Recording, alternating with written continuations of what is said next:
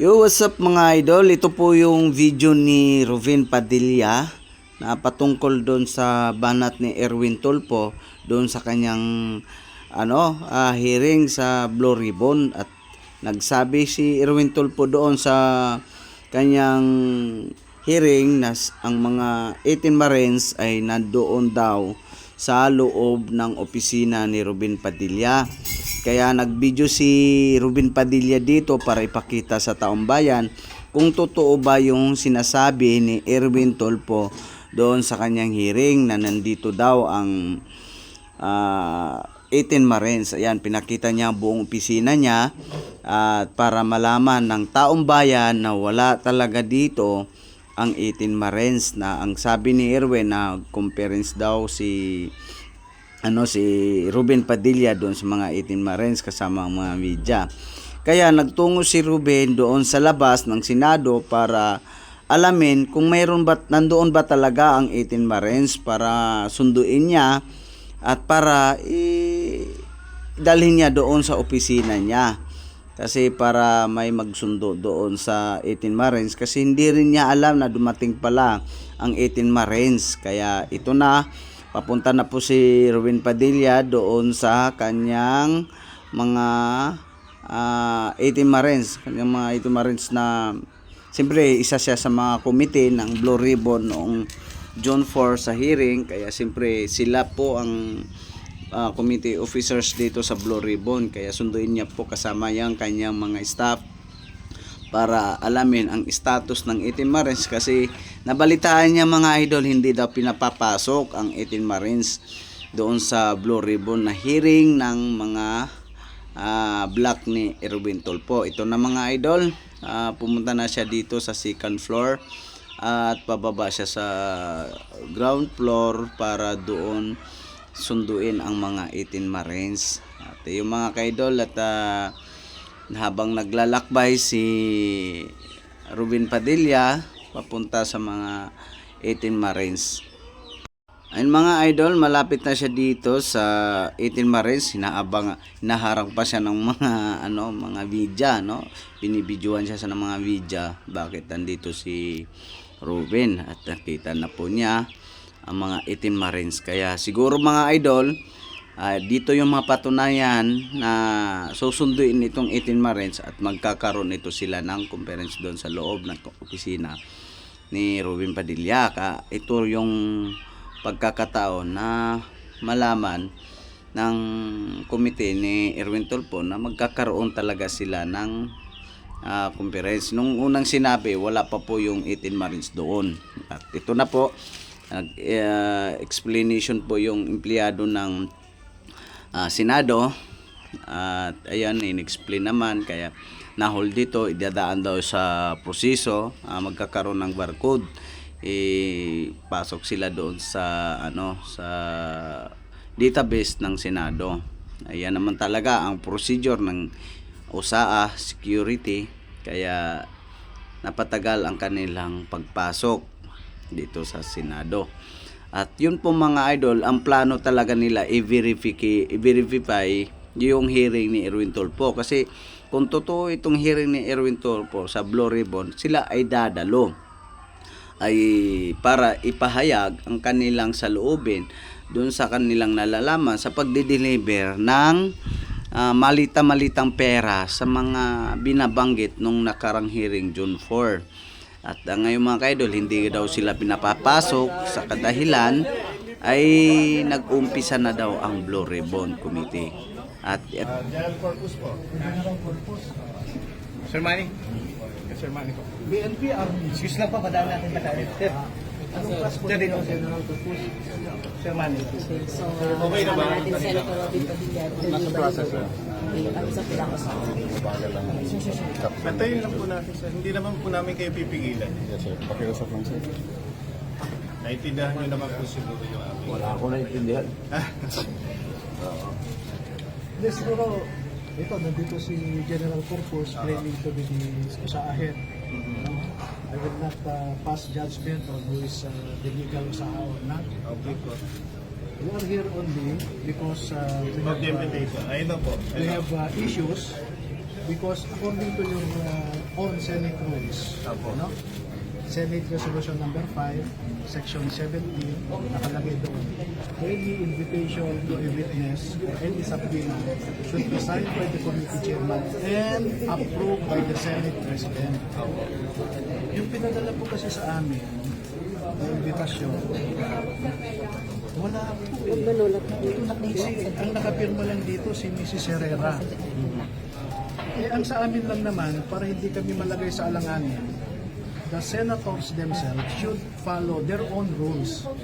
If they cannot follow their own rules, bakit nyo kami obligahin? Attorney, hindi po Okay. kita Yan na. masasagot na. Yes, I know, General. So that's my reason in coming here. And second, true to my suspicion, sumulat si Senator Cayetano rin sa akin. Okay. Nang sabi niya, wala kaming pinapadalang invitasyon. So that should have been enough for us not to come here. But in good faith, we came here to clarify this. And nung tinanong ko, nandyan ba si Senator Cayetano? Wala eh. Sinong nandyan na member ng committee? Ay, si Senator Padilla, nasa office na niya. Okay. Pwede ko bang puntahan si Senator Padilla? Kasi All the member time siya. po, all the time. So, yun po ang rason. If you are the guest of the senator, okay lang po. Kaya lang ho, meron din po kaming security policy dito that you have to go through. No? There's a process of coming in the premises of the Senate, even if you are a guest of the senator. Yes. And I was saying a while ago, we were processed already. By this time siguro mga It has to be approved po, attorney. It has to be approved. Anyway, the approving authority naman po is the staff of the senator. So we will just have to wait for the approval.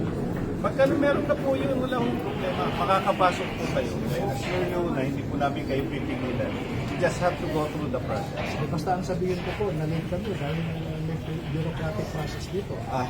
Ganun naman po. Lahat naman po sila, lahat po nung ating Kasi, mga alam niyo po, guests, dumaan po sa ganung kung proseso. sinabihan lang kami dito sa sulat ni Director Herrera, kung sinabihan kami na kailangan yung mag-QR code, kagabi pa sana kami online. I'm not Yes, I know. I'm not aware po, pero we have informed the committee to inform all the resource persons that they have to apply or register sa PMS natin. Nandito pa rin sa floor itong So, lahat po ng mga nakaupo ngayon doon as resource person sa ating Blue Ribbon Committee hearing or consultative meeting, meron pong BMS yun. You understand? Salamat po. And I hope you also understand our position. Oo, naiintindihan naman namin yung position. Kaya lang ho, meron talagang proseso na dapat nating daanan. Gano'ng katagal kaya yun, sir? Sir, ang approval nun sa office po ninyo. Andito na nga ako. Eh, sir, kailangan namin Ako na nga ako yung sumundo. kailangan po namin na... So wala na sa akin ng approval. Nasa iyo na. Hindi po, yung ang meron po Ano kayo. po kayo, no, General? Corpus po ako at pinalaki sa lumaki po sa Mindanao. Kasi si General po Yung mga idol, ito po yung sagot ni Erwin Tulfo na tinatanong siya ng media na doon sa sinabi sa kanyang hearing na si Ruben daw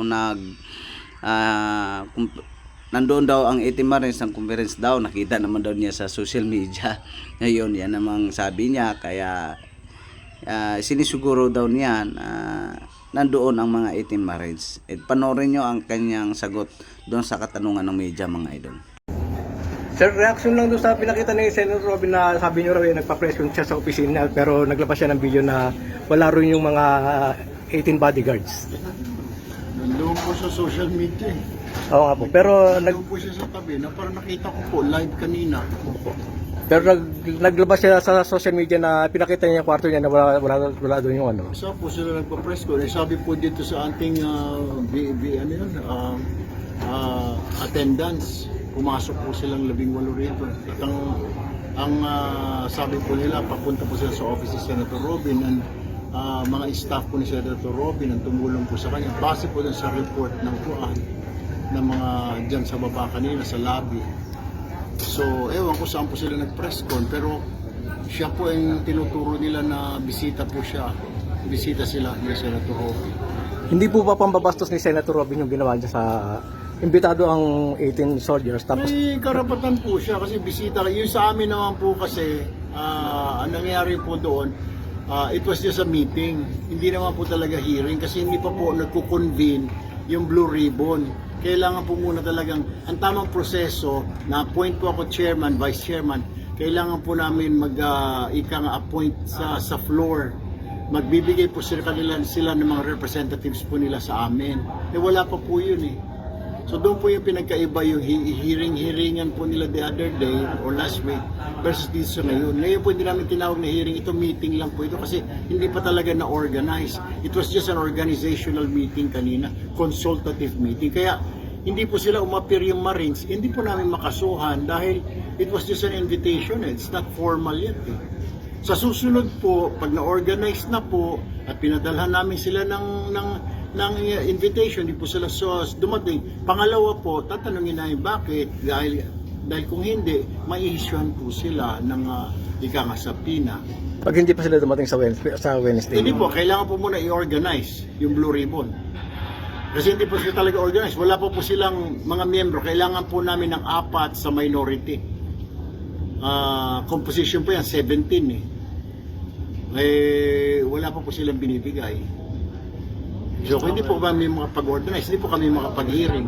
Salamat po. Sir, mag-file na po kayo kay Papayal po tayo sa Pasay mamaya-maya. Sino pong... Sir, kailan planong next meeting? Yung mga nagsabi po na maleta, nagsabi ng human trafficking, yun po, at saka si Atty. Baligo. Sir, salamat po, sir. Attorney, dito pa hindi po kayo dadalo. Ano po yung nag-ano sa atin ngayon? Ano po yung nag-udyok sa atin na bakit tayo dadalo? Hindi, pupunta talaga kami sa Senado kasi marami kaming bagay na kailangang maklaro. Kasi mamaya pupunta muna ako kay Senator kung sino dyan, Opo. then sumama na lang kayo. No. Pero hindi naman kayo natatakot, attorney, na baka or pangamba na baka palugtutin o matakot yung mga ano natin, hindi nila masabi yung totoo. They may bend the law but they cannot bend the facts and the truth. Sir, sinabi ni Senator Erwin Tulfo, bogus yung nangyaring hearing nyo last night. Yes sir, bogus po daw. Siya ang bogus, hindi siya natural born Filipino. Ay, sorry, sir. Si Erwin Tulfo, darating ang panahon. Yo, what's up mga kaidol? Ito, nagbibigay naman tayo ng reaction doon sa sinasabi ni Erwin Tulfo regarding doon sa kanyang Blue Ribbon Committee. Kung matandaan yung mga idol, ang sinasabi niya, may hearing siya ng Blue Ribbon Committee sa Monday. Yun nga po mga kaidol, nung kahapon yun, June 8, no? Yun nga, June 8. Kaya nagkaroon ng hearing kahapon, nagkakagulat mga kaidol. Ang sabi ni Erwin Tulfo, hindi daw hearing ng Blue Ribbon. Yun daw ay meeting, meeting consultation. Hindi daw yung hearing Blue Ribbon. Nakakagulo na ito si Erwin Tulfo eh. Kasi ang sagot niya doon, hindi naman daw, hindi naman daw yun, tamang forum, no? Magandang, kumbaga, kulang sa coordination pa. Hindi talaga, final na Blue Ribbon Committee. Yun ang reaction ni Erwin Tulfo sa pahayag niya sa media. Kaya akala naman ng taong bayan, legit siya na committee sa Blue Ribbon. O bakit hearing? Bakit meeting? Hindi hearing. Ayan mga kaidol, no? Sa sobrang gahaman sa posisyon, umangkin na lang ng posisyon na hindi naman siya talaga legit na posisyon. Sabi niya, legit daw siya. Siyang kinikilala ng taong bayan na legit. Sa sarili mo lang, Erwin Tulfo. Kung sa totoo, hindi talaga ikaw ang tunay na leader dyan sa Blue Ribbon. Kaya huwag kang magswapang, no? Huwag kang magswapang sa sarili mo. Hindi namin inakalain na naging aso-asuhan ka sa mga bangag, no? Akala namin ikaw yung Tulfo at si Rapi Tulfo ay tumindig sa mamayang Pilipino para ipaglaban ang flood control scam, ipaglaban ang mga korupsyon, ipaglaban ang taong bayan. Pero hindi po ang nangyayari. Ang nangyayari dyan, kayo pa yung protector sa mga korupsyon sa bansa dahil isa din po kayo pinangalanan ng 18 Marines, ex-18 Marines para doon sa kanilang ginagawa sa investigasyon na isa pala kayo pinangalanan nila na tumatanggap ng malita-malitang pera. At isa rin to si Rapi Tulfo ay napakagaling sa media, sa kanyang programa. Pero isipin mo, no, ang mga 18 Marines, hindi daw sila dating Marines. Sila daw yung kargador ng malita ng pera. Kargador ang tawag niya. Sira ulo pala ito si Rapi Tulfo eh.